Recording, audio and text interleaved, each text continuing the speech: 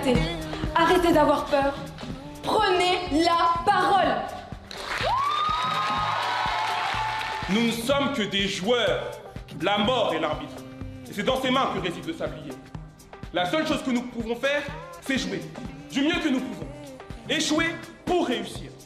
C'est vous, nous, ensemble, et ce que nous faisons qui importe. Si tu dois voler, vole du saumon, vole du foie gras, je sais pas. Ton corps n'appartient qu'à toi. Alors vis torse nu comme ton frère, ou bien comme ma meilleure amie, les cheveux couverts. Entre les crises d'angoisse, les pleurs et les insomnies, tu crois que mes potes qui m'ont influencé à faire toutes ces bêtises, ils partagent équitablement ma cellule? À défaut de me faire un nom ce soir, j'espère m'être fait un prénom. Voilà, un petit florilège de ces jeunes qui ont participé à ces concours, à ces tournois d'éloquence. Mais alors, en France, ça, c'était la version Eloquentia France, c'est ça, hein, Dimitri Rosbeck. Eloquentia Bruxelles est l'association sœur de cette association qui, au départ, est française, qui est d'ailleurs beaucoup plus jeune. 1 an, c'est ça? Oui, tout à fait. Donc, c'est la première année qu'on met en place le concours Eloquentia ici à Bruxelles. Avec le même principe, hein, qui est... c'est quoi? C'est l'idée du tournoi d'éloquence, un peu à la française? Alors, non, justement. Donc, Eloquentia, c'est pas d'ailleurs que le concours, c'est tout un projet autour de la prise de parole chez la jeunesse. Et le concours, c'est la face immergée de l'iceberg, si on veut. Et donc, c'est un concours d'éloquence, mais où le but n'est pas d'avoir les plus grands mots, de le mieux parler, ou de faire les plus belles phrases. Le but est avant tout de convaincre. Et donc, c'est un concours qui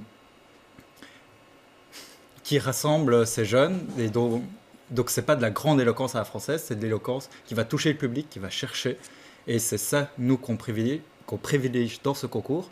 Et d'ailleurs, tous les styles d'éloquence sont acceptés, c'est-à-dire qu'il n'y a pas que le discours très traditionnel, on entend aussi du slam, de la chanson, tout ça fait partie de notre Eloquentia. Alors, puisqu'on parle de slam, je m'adresse à vous, Thomas Dubuisson, parce que ça, c'est votre mode d'expression. C'est ça. Le slam, et c'est pour ça que vous avez voulu vous inscrire dans ce parcours. C'était pour travailler vraiment là-dessus, ce mode d'expression que vous connaissez déjà quand même pas mal. Oui, en effet. Je fais du slam depuis un petit moment maintenant, sous le nom de Bout de Souffle, et on m'a dit souvent de tenter les concours d'éloquence, parce que la forme que je proposais en slam était apparemment cohérente avec ce qu'on pouvait retrouver dans des concours. Et voilà, là c'est mon premier concours avec Eloquentia. Mais alors votre but c'était quoi? C'était plutôt de batailler au concours, ou plutôt de vraiment améliorer ou transformer, ou peut-être apprendre de nouvelles choses dans votre manière de vous exprimer? Un peu des deux, c'est-à-dire qu'il y a l'aspect concours, on a envie de jouer le jeu jusqu'au bout et de voir jusqu'où ça mène. Et également, j'avais envie d'apporter ma petite touche en faisant des textes qui riment à chaque fois, en essayant de garder une part d'authenticité que je pouvais avoir dans le slam. Ouais, alors vous, Iman Awad, votre expérience et votre parcours est un petit peu différent. Vous êtes étudiante à l'université.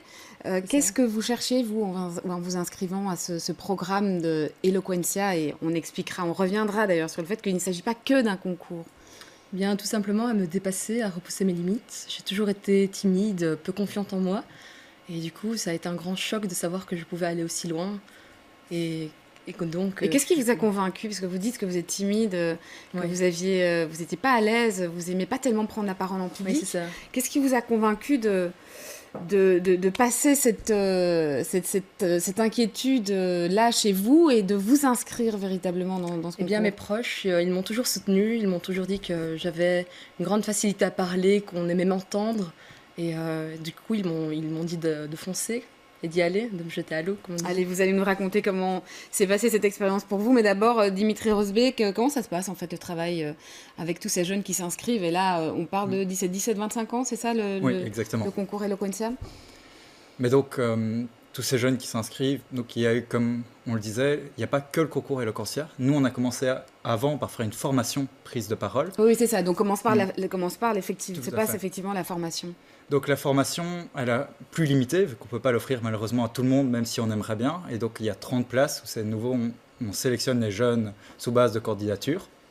Et ces 30 jeunes ont, à plusieurs moments, environ, je crois que c'est 30 ou 35 heures de formation à l'éloquence. Et alors, ils sont sélectionnés sur base de quels critères, ces jeunes? Alors, Nous, ce qu'on cherchait avant tout dans notre masterclass, le but c'est d'offrir une formation. C'est donc, on n'a pas pris les jeunes qui étaient déjà très très à l'aise avec la prise de parole en public, vu qu'eux en avaient moins besoin. Et après, c'était vraiment sur base de la motivation. Donc, qu'est-ce qu'ils avaient envie, pourquoi ils voulaient s'inscrire dans cette masterclass, qu'est-ce qu'ils estimaient que ça pouvait leur apporter. Et donc, c'est vraiment de faire avec eux tout ce travail, d'oser prendre la parole, parce que mine de rien, c'est pas du tout évident. Ouais. Thomas Dubuisson, vous qui étiez déjà un petit peu familier avec tout ça, parce que vous faites du slam, puis vous avez déjà l'habitude de vous montrer, peut-être même à un public restreint, mais puisqu'on vous a encouragé à poursuivre, est-ce que finalement ça vous a apporté, vous, quelque chose, cette expérience? Oui, mais alors pour le coup, il y a eu il y a eu la part scénique où on apprend une nouvelle forme de posture derrière un pupitre, mais il y avait également, moi c'était dans la façon de l'écrire que ça m'intéressait, puisque c'était un tout nouveau format où moi avec le slam on a l'habitude de textes qui ont un format type chanson, donc maximum 4 minutes 30, et là on passe maintenant à des discours qui vont durer 6-7 minutes, avec voilà, un objectif, une finalité d'avoir aussi du fond dans le discours. Et ça, c'est quelque chose que vous avez pu travailler dans le cas, donc de travailler le fond, l'argumentaire peut-être, les sujets que vous ameniez dans vos textes. C'est ça, comme on a la contrainte d'un sujet imposé, qu'on n'a pas choisi, du coup à ce moment-là on est obligé de travailler aussi, peut-être parfois de faire preuve de mauvaise foi si le sujet nous convient pas, mais d'y aller quand même, et de développer une nouvelle forme, une nouvelle plume, quoi. Ouais, Iman, expliquez-nous comment ça se passe, comment ça s'est passé tout. Alors peut-être pas forcément chaque étape, mais grosso modo, avec quelle technique vous avez travaillé? Alors avec quelle technique? Le premier tour était libre, nous pouvions choisir n'importe quel sujet. Donc l'idée c'est ça, on vous dit choisissez un sujet et puis travaillez, présentez-les de manière oralement. C'est ça. Et par la suite, le sujet est imposé, la position aussi. Donc c'était un peu plus compliqué. Exemple de sujet? Est-il raisonnable d'aimer à la folie? J'ai eu beaucoup de mal avec ce sujet. Je défendais l'idée qu'il était raisonnable d'aimer à la folie. Du coup, j'étais totalement perdue au départ. Raisonnable, faut folie. Aussi à traduire. C'était assez contradictoire d'un premier abord. Puis après, je m'en suis pas si mal sortie au final, vu que j'en suis ici. Oui, c'est vrai, parce qu'il y a tout ça aussi, Dimitri Rosbé, qui est pas évident, parce que non seulement il faut quand même travailler un petit peu l'art oratoire, mine de rien, il faut pouvoir transmettre oralement et puis intéresser son public, mais il faut aussi ordonner ses idées, structurer sa pensée, c'est ça aussi qui est difficile. Tout à fait, il y a une vraie recherche de la part des candidats dans l'écriture de leur texte qui leur prend beaucoup de temps, fatalement, vu qu'ils essayent à la fois de construire pour que ce soit beau en termes d'éloquence, mais aussi en termes de fond, de réflexion. C'est le but, nous, quand on choisit ces sujets, c'est d'aller chercher une réflexion, d'aller questionner. Et donc, très clairement, souvent, ce que moi j'adore, c'est les surprises que les candidats vont nous trouver avec leurs questions. Ils ne vont jamais répondre comme moi j'aurais répondu, ils vont toujours trouver leur façon d'exprimer leurs idées qu'ils ont envie dans leur texte, ou à leur manière. Et donc, il y a parfois des pistes de réflexion très, très intéressantes sur plein de sujets qu'on n'aurait pas pensé autrement, mais qu'en se creusant la tête, justement, avec ces sujets. Ouais, Iman, le fait de travailler justement sur des sujets qui n'étaient pas évidents ou qui vous étaient imposés, donc des sujets avec lesquels vous n'êtes pas forcément familière, est-ce que ça a aussi changé vos manières de voir les choses ou Totalement, parce que j'approchais différents points de vue. Je devais traiter des questions qui ne m'étaient pas du tout familières ou des positions qui ne me convenaient pas au début. Et puis, parce que parfois la position est imposée aussi, donc ce sujet tu dois le défendre ou tu dois le déconstruire. Et même si vous êtes convaincu par l'une ou l'autre des positions, vous devez quand même défendre celle qui vous est imposée. C'est ça, mais au final j'arrive toujours à faire en sorte de défendre en respectant mes opinions.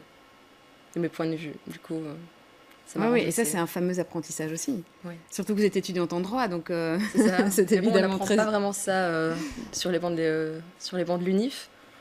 C'est tout nouveau pour moi aussi. Ouais. Et pour vous, Thomas, ce travail sur le fond, cet apprentissage à défendre des points de vue qui ne sont pas forcément les siens C'est ça, c'est-à-dire que moi, j'avais plutôt l'habitude de défendre mes points de vue propres, personnels, du début à la fin, et là, je me suis retrouvé à devoir jouer un rôle que j'avais pas attendu, donc du coup on se dit on y va mollement ou on y va à fond dans l'extrême inverse et on va exagérer, on va exacerber la position qu'on nous a attribuée.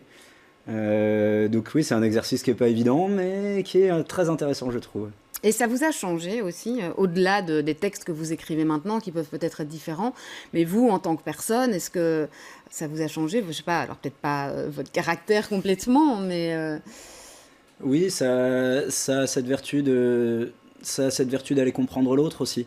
C'est-à-dire que quand on est face à un sujet qui n'est pas celui qu'on aurait choisi, où on aurait bien préféré avoir l'autre position, quand on nous dit d'être pour tel argumentaire et qu'on aurait préféré être contre, du coup on est obligé de se mettre à la place de l'autre, arriver à découvrir une autre façon de penser. Et c'est un travail qui est très intéressant, tant au moment de la recherche et de l'écriture qu'au moment de défendre sur scène. Alors vous êtes tous les deux finalistes et donc la semaine prochaine vous serez sur la scène, j'allais dire, mais non, enfin dans un grand auditoire de l'ULB et vous serez en tout cas dans ce tournoi avec deux autres jeunes qui sont finalistes également.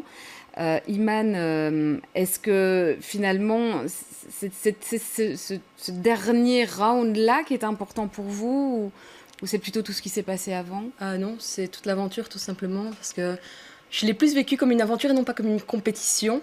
On s'entraidait entre jeunes, on répétait tous les soirs ensemble, on améliorait le fond, la forme, notamment avec d'autres participants, Amine, Aslam, Samir.